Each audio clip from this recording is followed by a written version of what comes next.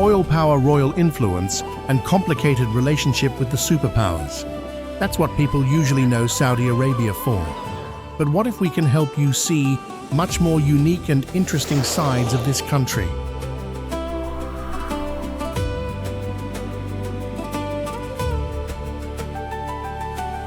This is the birthplace of one of the world's largest and most controversial religions, attracts millions of people every year. All of them are always ready to die for their faith.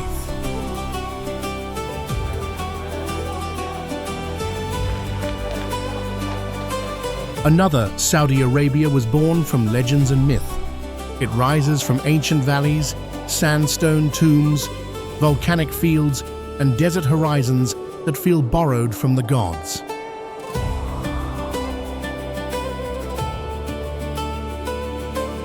And another Saudi Arabia that seems unreal, with the mountains hidden, Viauj mystical canyons, and the Red Sea waters.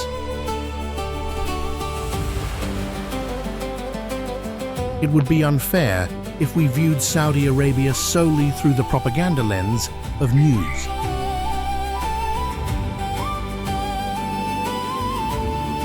So today you and we will go past the headlines and the political calculations to go deep in the Saudi Arabia that the world doesn't want you to know.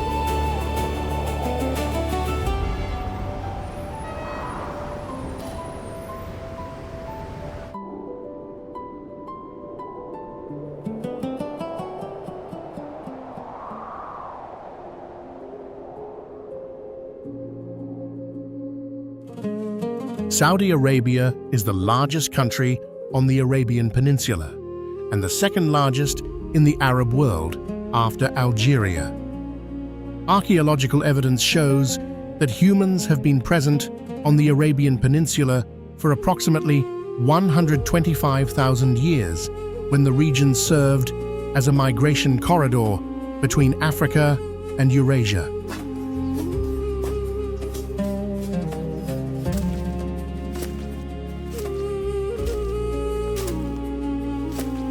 Later, the Arabian Peninsula became a crucial trading hub, connecting the Mediterranean, the Indian Ocean, and East Africa.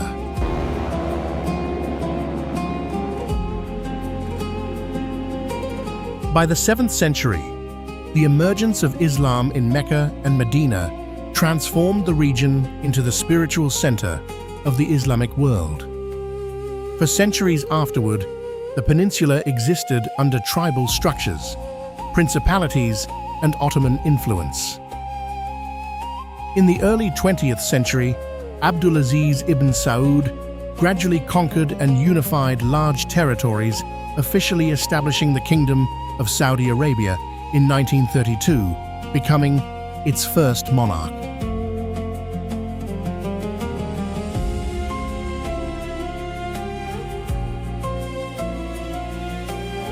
Geographically, Saudi Arabia covers most of the Arabian Peninsula. There are seas on both sides, the Red Sea to the west, and the Arabian Gulf to the east. There are volcanic fields, blackened by old eruptions. There are mountains rising in the southwest, where the air can turn cool and green. There are long valleys, jagged escarpments, coral coasts, and some of the largest sand deserts on Earth, including the Rub al-Khali.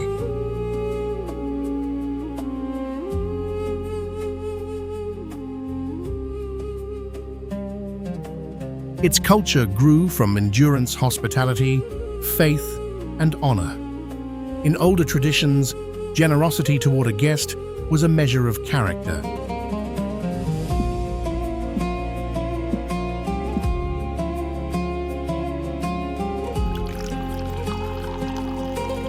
The people of the kingdom live between continuity and transformation. Tribal memory still matters. Family remains central. Poetry, coffee dates, and ceremonial dress still carry deep meaning. Yet towering cities, global investment, digital life, and new cultural openings are reshaping daily experience. That contrast is part of its identity.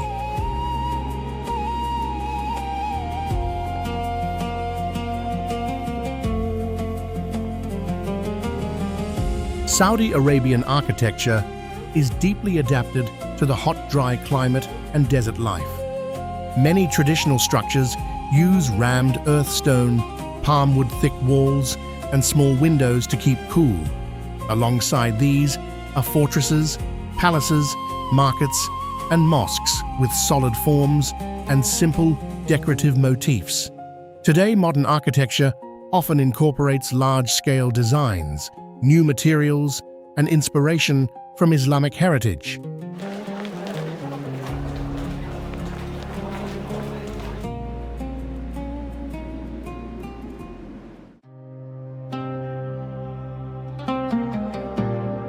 Mecca, a city where movement never truly stops. Throughout the year, millions gather here, forming one of the largest recurring human movements on Earth.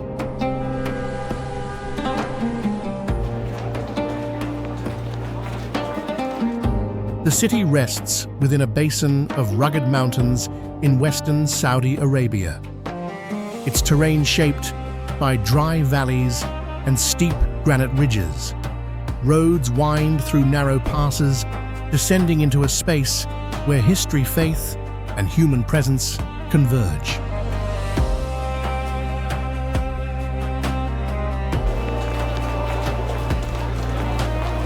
Pilgrims arrive from every direction, their paths converging through streets, corridors, and open courtyards. The sound is constant: footsteps, voices, prayer carried in many languages.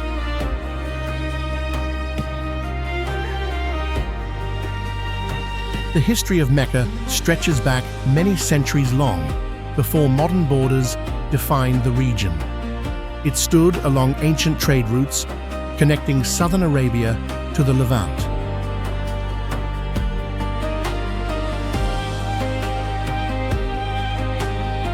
Mecca's significance reaches back to the earliest days of Islam.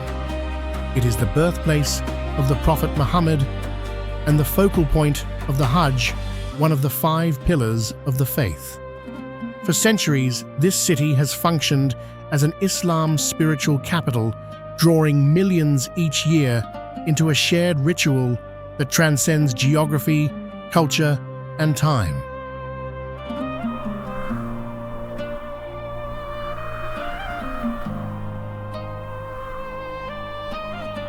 And at the center of Mecca, just beyond these walls and gathering paths, stands the place toward which every step is drawn.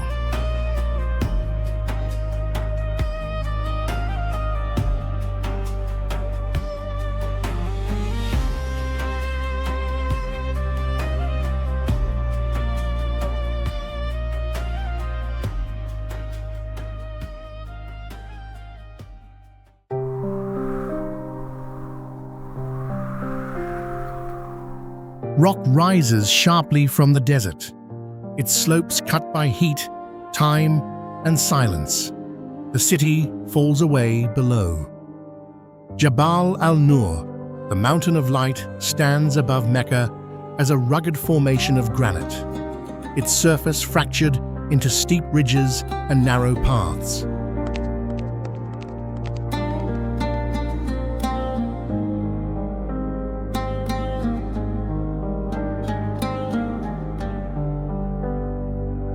The climb is not long, but it is demanding. Loose stone shifts underfoot. The air grows thinner, quieter. With each step, the noise of the city fades, replaced by wind brushing against rock and the distant hum of life far below. Near the summit, the mountain narrows into a small opening. Hira Cave appears almost hidden, a tight space carved naturally into the rock. It is not large, barely enough for a few people. Yet this confined space holds one of the most profound moments in human history.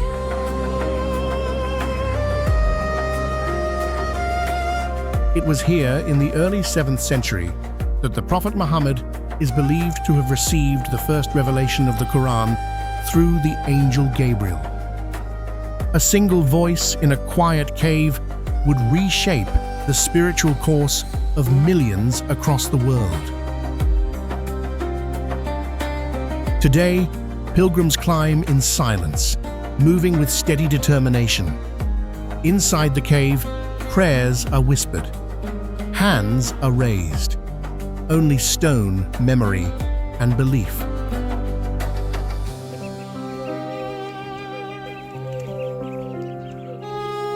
If you want to visit Jebel al-Nour and Hira Cave, you should go early in the morning or after the weather cools down. The climb up the rocky, dry, and steep mountain is much more tiring in the midday sun. The climb has about 1,200 steps and usually takes 1 to 2 hours, depending on your fitness level. Wear good grip shoes, water and light but protective clothing. If you go at night, bring a flashlight or phone light.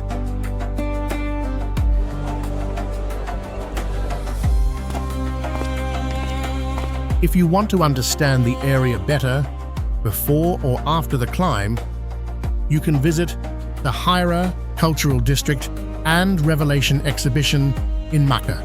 This is the official site that helps explain the historical context of Jebel al-Nour and the first revelation event.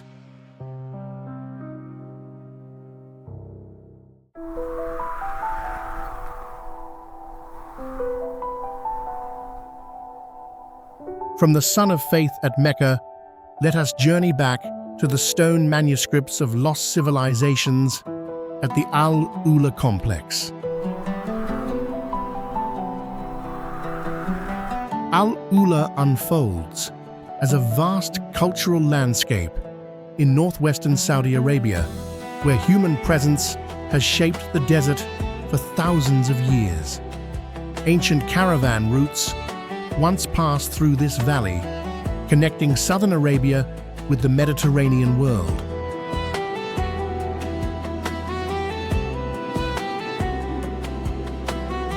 Trade in incense, spices, and goods transformed AlUla into a vital crossroads long before modern borders existed. The terrain defines its identity. Towering sandstone cliffs rise above palm-filled oases. Narrow canyons cut through rock, creating natural corridors that once guided travelers and merchants. Within these formations, early settlements emerged, including the ancient city of Dardan, and later Lichionite and Mada'in.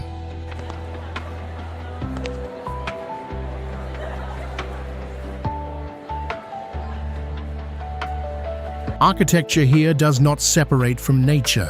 Mud brick houses in the old town cluster tightly forming shaded passages designed to protect from heat and conserve space.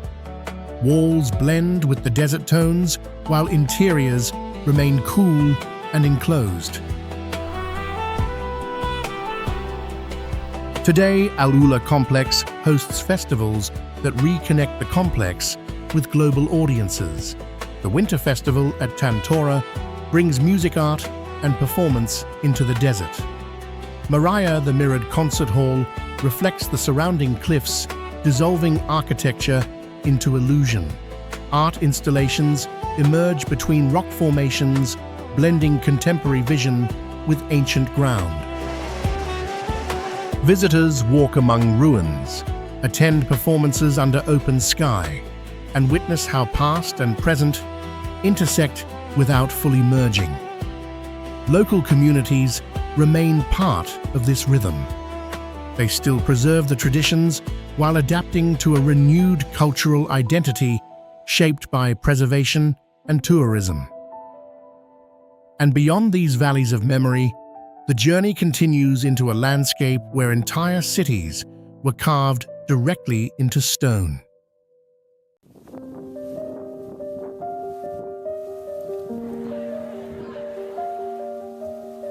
Mada'in Saleh looks like it is cut into the desert, and stone stands here as if it remembers hands, names, and laws.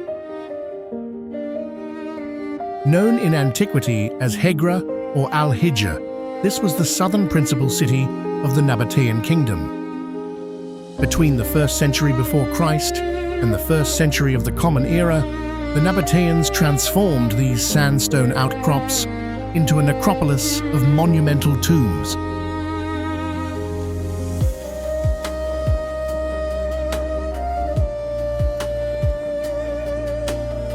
Its architecture is unique for its precision. Tomb facades are carved directly into freestanding sandstone masses. They rise in strict vertical symmetry, with stepped, crowning elements, pilasters, cornices, and doorways. Others carry birds' masks and hybrid decorative forms that reveal Nabatean taste at its most theatrical. Yet the contrast is striking. Outside, grandeur. Inside, austerity.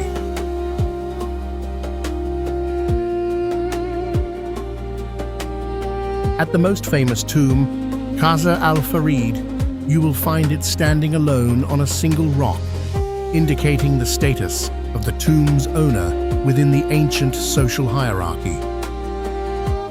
The most amazing thing here is the rock carving technique. The Nabatean people started from the top of the rock and chiseled their way down to prevent the scaffolding from collapsing.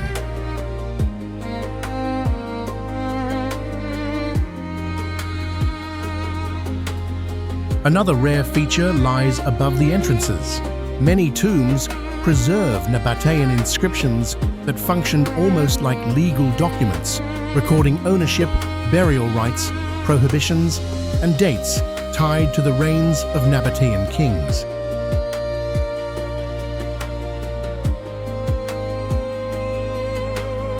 And then there is the older shadow around it. In Islamic memory, Mada'in Saleh is often associated with the people of Thamud and the Prophet Saleh. For centuries, Muslims avoided this place, believing it to be cursed after the Thamud tribe rejected the prophecy of the Prophet Saleh. Ancient, severe, unfinished in meaning.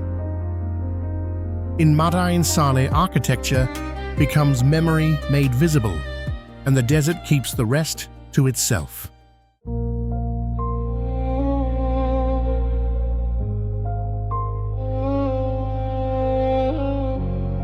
After Mada'in Saleh, the journey arrives at a different mystery.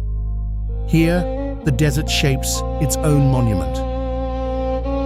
Elephant Rock, known in Arabic as Jebel al-Fil, rises from the sands of AlUla as a massive sandstone outcrop. Its form resembles an elephant lowering its trunk toward the ground.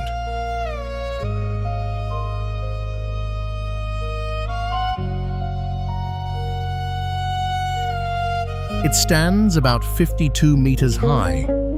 Wind, rain, and sand eroded the rock over millions of years, gradually exposing the arching trunk, the heavy body, and the sense of movement held within a single block of stone. It appears sculpted by imagination, even though no human hand made it.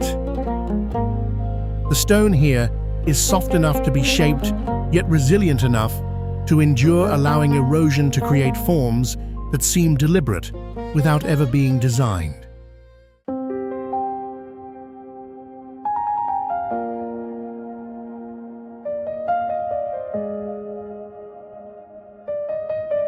After Elephant Rock, where the desert suggested the shape of life, Wahbah Crater opens into something harsher and more abstract. This is the largest and deepest crater in Saudi Arabia, with a diameter of about 3,000 meters.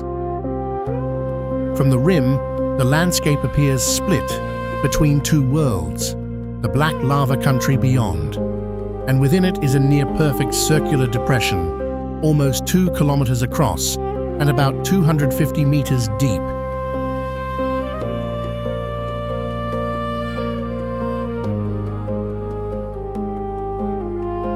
For years, many believed this crater had been made by a meteorite. Its symmetry encouraged that story. But geologists now identify Al-Wahbah as a Wahbah crater, created not by impact from above, but by violence from below. Molten basalt rose through the crust and met underground water. The contact triggered an explosion, a sudden release of steam and fragmented rock, powerful enough to tear open the earth and leave this broad volcanic cavity behind.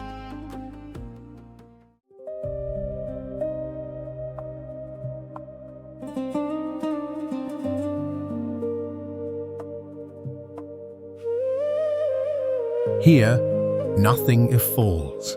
Everything expands.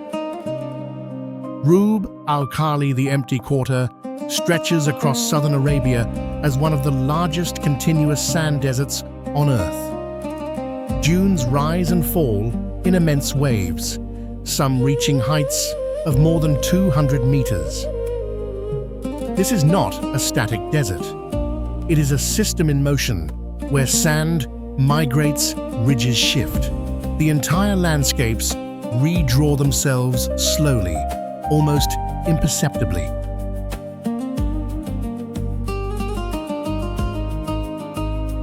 The scale overwhelms.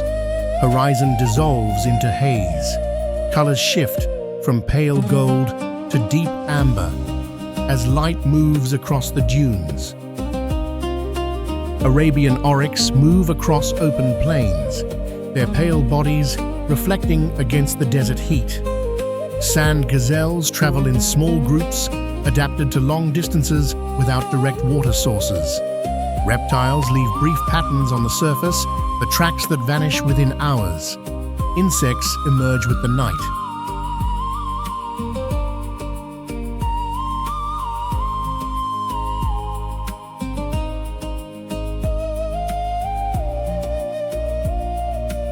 And then there is the human presence.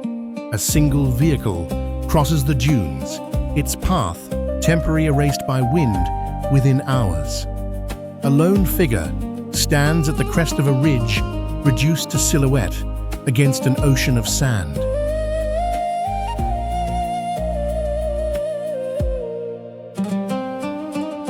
Camps of the tourist appear at dusk, with low tents, small fires, quiet voices carried briefly across open space.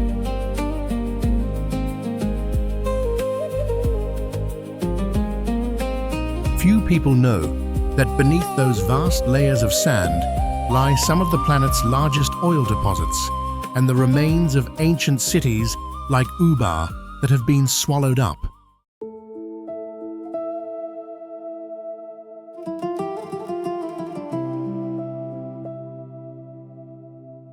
After the endless dunes of Rub al-Khali, the land does something unexpected. It stops, it breaks, and it falls again. Jebel Fihrayn, known as the edge of the world, is a massive limestone cliff formed over millions of years when this region lay beneath an ancient sea. Layer by layer, sediment hardened into rock. Then time lifted it upward, and erosion carved its edges into sheer vertical drops that now stretch for kilometers across the desert.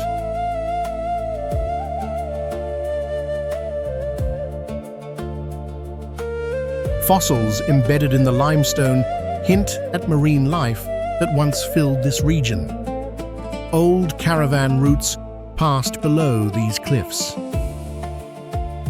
From the top, the view feels almost impossible to be real. The land below flattens into a vast plain. While stands at the edge and looking outward, your body reduced to a silhouette against an immense horizon.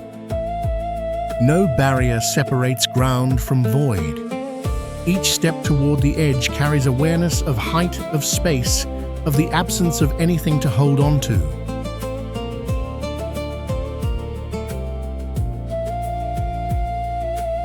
At Edge of the World, try walking along the cliff edge to admire the panoramic view of the Tuwaiq escarpment and the seemingly endless desert. The best time to visit is usually late afternoon. The sunset light transforms the cliffs into a surreal orange-yellow hue, almost impossible to replicate anywhere else in the world.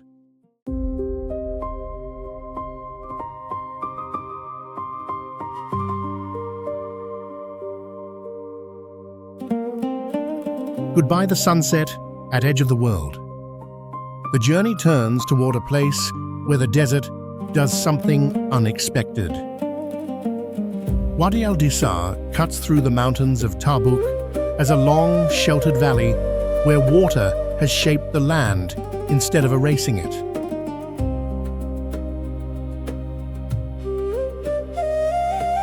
Towering sandstone cliffs rise on both sides, their vertical faces glowing in shades of red and gold.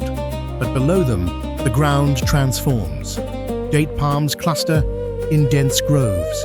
Grasses spread across damp soil.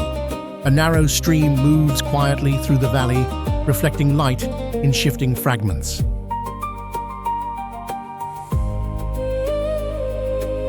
Above dry rock and open sky, below shade, water and growth.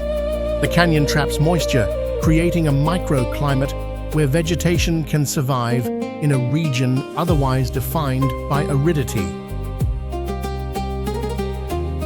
The most worthwhile experience is venturing deep into the valley in a 4x4, then dismounting and hiking amidst towering sandstone cliffs, lush palm groves, and small streams winding through the rocky terrain.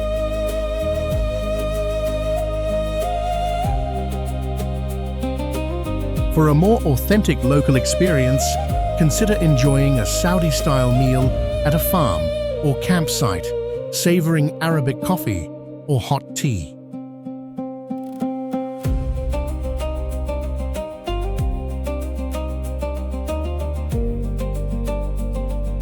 Sunrise or late afternoon are the most photogenic times in Wadi Al Disah. You can capture stunning images or simply sit and watch the sunlight slide across the rocks.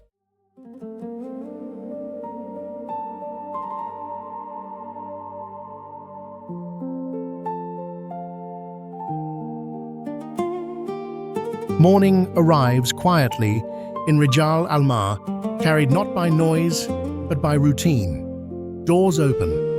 Light touches stone. The village begins again.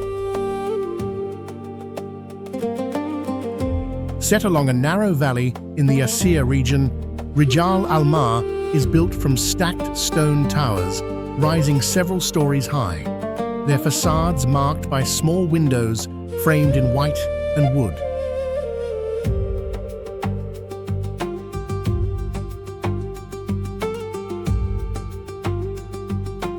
Rijal Almaa Heritage Village was founded over 700 to 900 years ago in the Asir region, strategically located on the trade route connecting Yemen and the Levant with Mecca and Medina.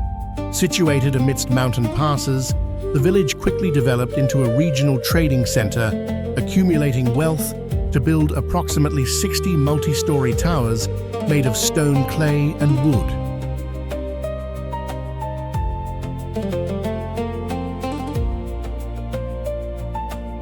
Unlike the deserts beyond, this landscape holds more moisture and greenery. These interiors are where culture lives most clearly.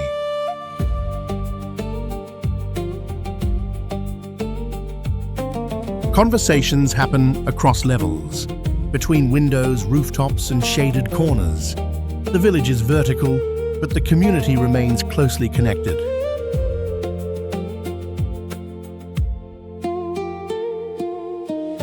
In Rijal Almaa, culture continues through daily life, in patterns on the walls and in the shared food.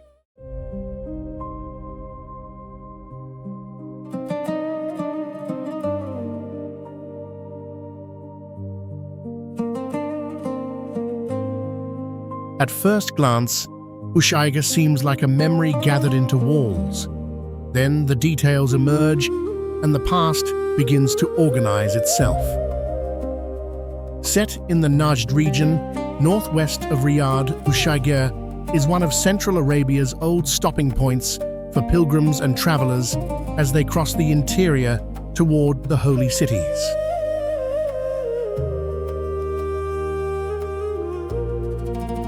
Over time, tribal families, merchants, and religious scholars shaped the village into a compact urban form adapted to desert life. This is one of the most intact surviving examples of traditional Najdi settlement pattern and domestic architecture.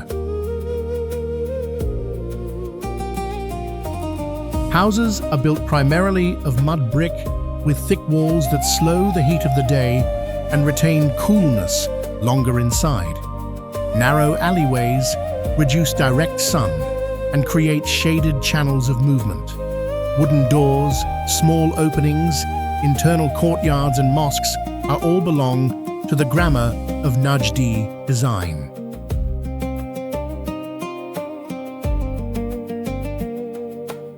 After periods of decline and partial abandonment, the restoration of Ushaiger began in 2003 through the efforts of local residents, later supported by the Saudi Tourism and Antiquities Authorities.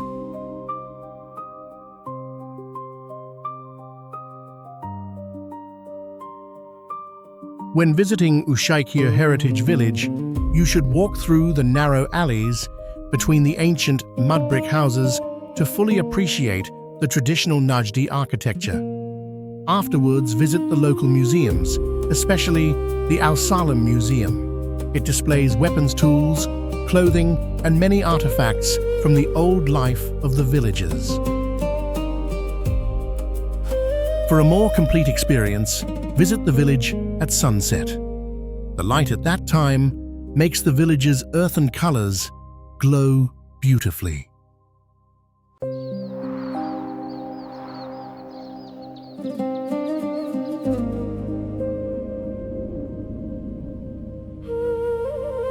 You remember Ushaiger with its inward-folding mud brick lanes, and here at the Ain Heritage Village, you will remember the change from desert earth to white stone and flowing water.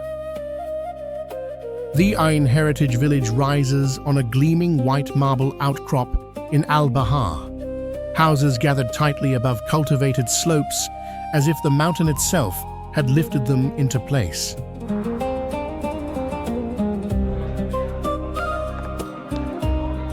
The village is believed to date back more than 400 years, developing in the highland corridor of Tihamat Zahran, where settlement depended on elevation defense and access to a reliable spring. Its architecture is unusually precise. More than 40 stone houses, some rising 2 to 4 stories, were built from polished local stone, rather than the mud brick more common in Central Arabia.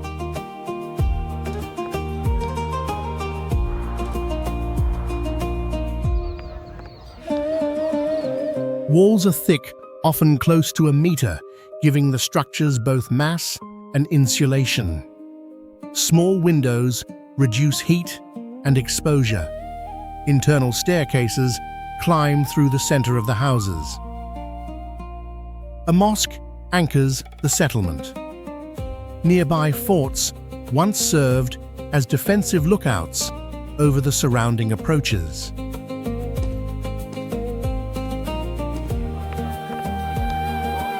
Forests spread below the houses, sustained by spring water and seasonal rain. Bananas, lemons, basil palms, and aromatic plants could grow here because the mountain held moisture that the wider landscape could not.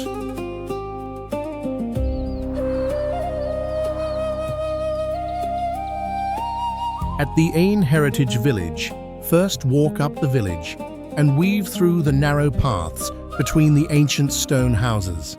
This is the clearest way to appreciate the defensive structures, the multi-story buildings, and the village's unique location on the White Mountain.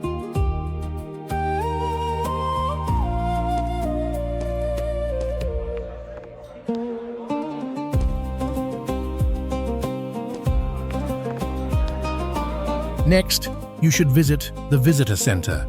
This center features interactive exhibits, rare photographs, and documentation about the architectural history, culture, and old way of life of the village's inhabitants. A small note: opening hours and visiting conditions may change seasonally or due to conservation efforts, so you should check the official information before you go.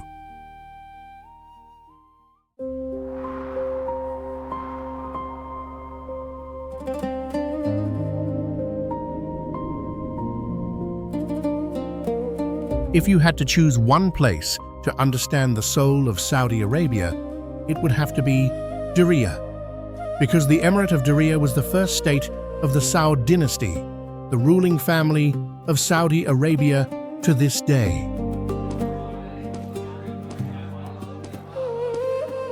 In the 18th century, At-Turaif became the seat of the Emirate of Diriyah and the first capital of the Saudi state. This is a political and religious center whose influence spread far beyond Najd through the alliance between the House of Saud and Sheikh Mohammed bin Abdul Wahhab. Najdi design here is built from mud brick earth timber and proportion rather than ornament alone. Walls are thick, holding back heat and preserving shade. Narrow passages compress movement and soften the sun.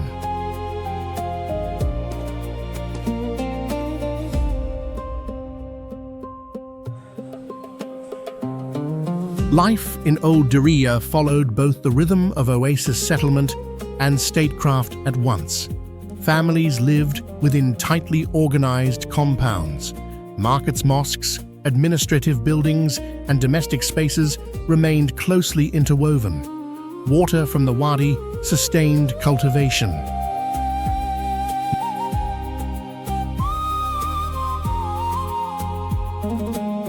You can move through galleries on traditional architecture, military history, and the city's longer social story. After that, you can dine across from the restored mud brick skyline at Bujari Terrace, attend events, and explore heritage routes. And just beyond this birthplace of power, the story sharpens, where walls battle and ambition converge inside a fortress.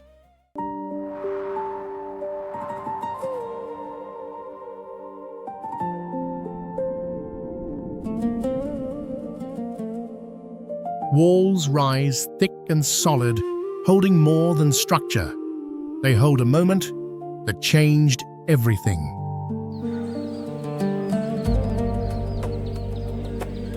Masmak Fortress stands in the heart of Riyadh, built in the late 19th century from mud brick, clay, and straw. Its architecture is direct and defensive. High walls enclose a central courtyard. Watchtowers rise at the corners, rounded and heavy, designed to observe and withstand. This is where modern Saudi Arabia began. In 1902, Abdulaziz ibn Saud led a small force to recapture Riyadh. He seized this fortress in a decisive raid that marked the foundation of the Saudi state.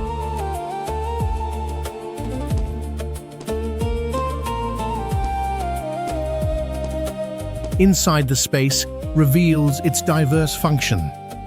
Rooms once used for governance storage and residents now display artifacts, weapons maps, and narratives of early Saudi history.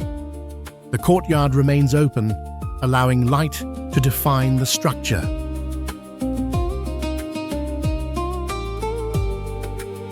For you, walking here is not about scale, it is about proximity. You stand within walls where decisions turned into history. You move through rooms where power was once uncertain, then secured.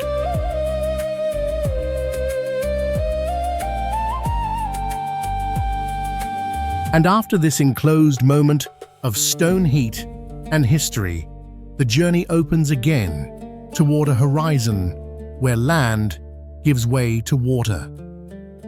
the story of Saudi Arabia expands into an entirely different world.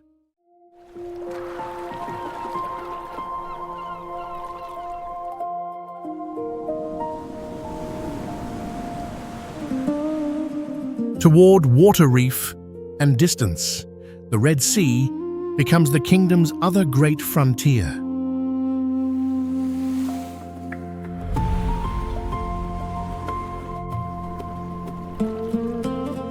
Along Saudi Arabia's western coast, the Red Sea unfolds in layers of striking contrast.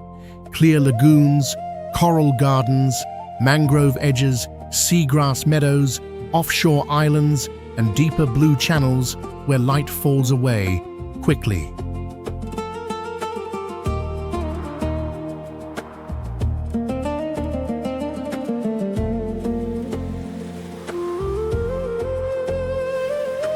Coral reefs form the living architecture of the sea, while mangroves stabilize the shoreline, and seagrass beds anchor quieter shallows. Together, they create one of the kingdom's most important marine systems.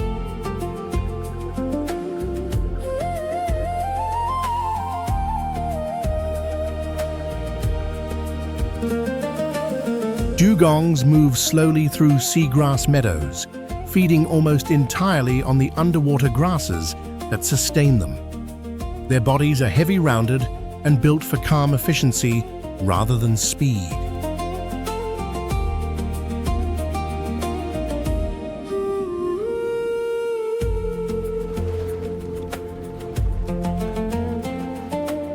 Hawksbill turtles navigate coral reefs with narrow pointed beaks designed to reach food hidden in tight reef crevices, while green turtles favor seagrass beds, grazing in shallower water with a broader plant-adapted diet.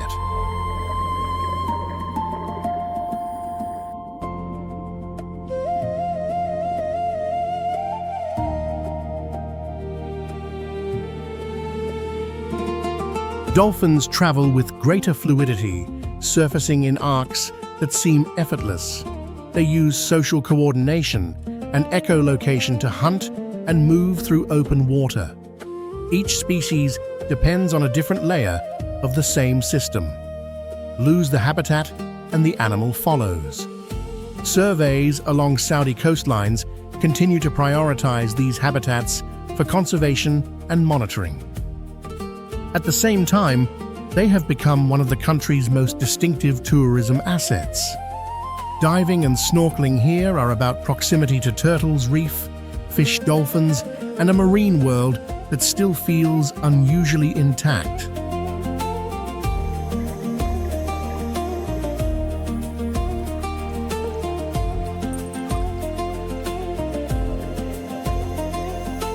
However, to travel to the Red Sea safely, you need to monitor the news very carefully. Currently, Egyptian Red Sea resorts in southern Sinai, such as Sharm el-Sheikh, Hurghada, and Marsa Alam, are considered by the UK to be relatively low-risk tourist areas with regular security checks to protect resorts and airports.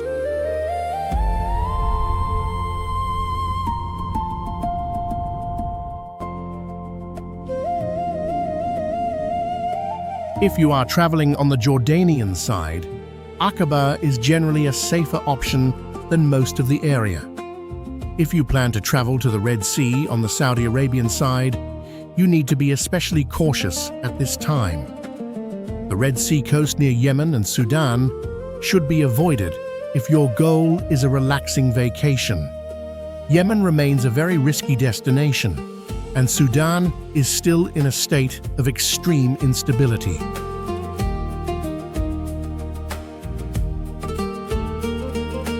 And after this open coast of reefs and wandering light, the journey turns back inland toward Riyadh, the modern capital.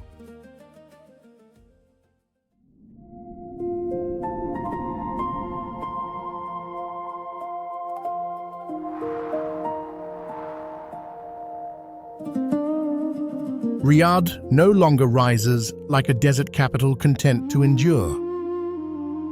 Across the capital modern architecture speaks in height span and spectacle.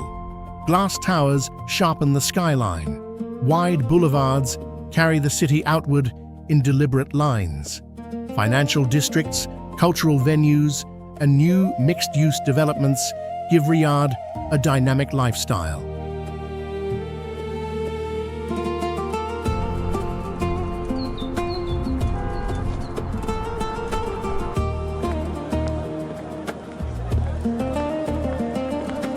Yet even in its most contemporary projects, the city often reaches back toward Najdi geometry and translates it into steel stone and reflective surfaces. The rhythm of daily life moves at metropolitan speed. Roads remain busy. Construction cranes redraw the horizon. Offices, universities, retail districts, and cultural destinations keep the city in near constant motion.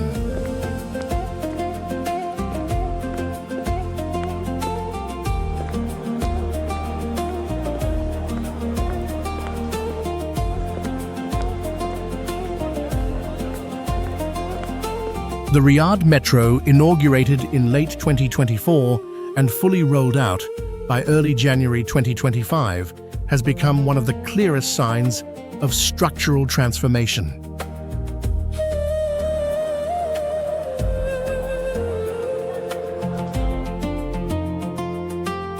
In projects tied to Vision 2030, Riyadh is a test ground for large-scale smart infrastructure and new models of urban living. That's New Maraba, with its vast downtown plan, and the Mukaab, a technologically advanced landmark with immersive digital experiences.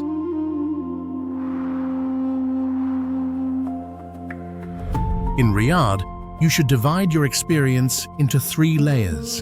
The first layer is history. Visit Diriyah and At-Turaif, described by UNESCO as the first capital of the Saudi state, and a prime example of Najdi architecture. This is where Riyadh once stood as the center of Saudi power.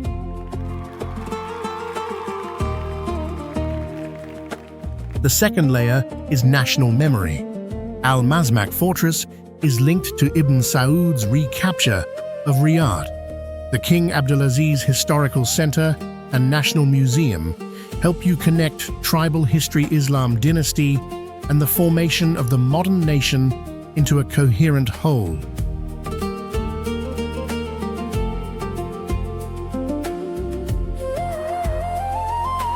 The third layer is the new landscape and rhythm of life.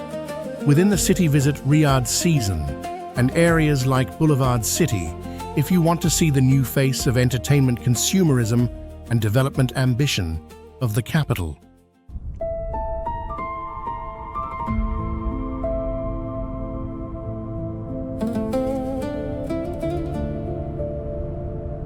This is where the journey through Saudi Arabia finds its most complete ending, in a building that reflects the land so perfectly it almost disappears into it. Maraya Concert Hall. Set in Ashar Valley, near AlUla, Maraya stands as a vast mirrored cube, its exterior clad in reflective panels that return the sandstone cliffs, desert light, and open sky back to themselves.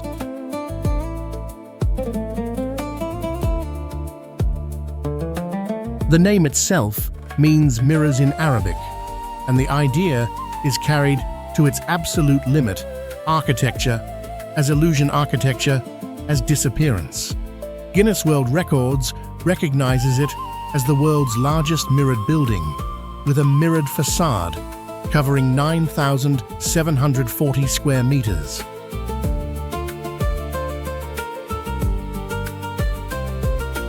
Inside, the effect changes from spectacle to control. Maraya is a multi-purpose venue designed for concerts, performances, conferences, and cultural events. The halls and auditoriums shaped for precision rather than excess. The interior is refined and measured.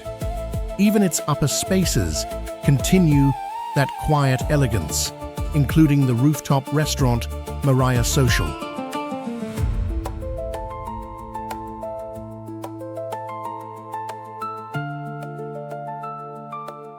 And so, Saudi Arabia ends here, in a hall that reflects everything the journey has revealed: stone light, scale, ambition, and the desire to turn landscape itself into art.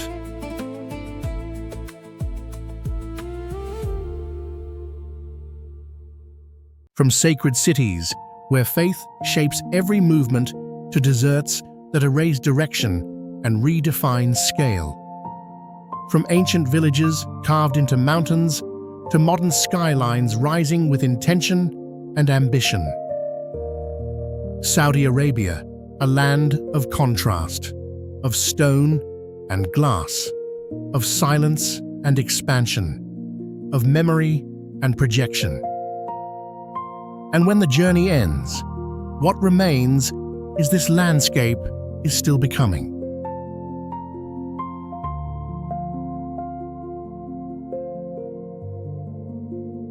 If this journey has given you a deeper understanding of the world, continue to follow us by subscribing to the channel. Thank you for watching, and see you on the next journey.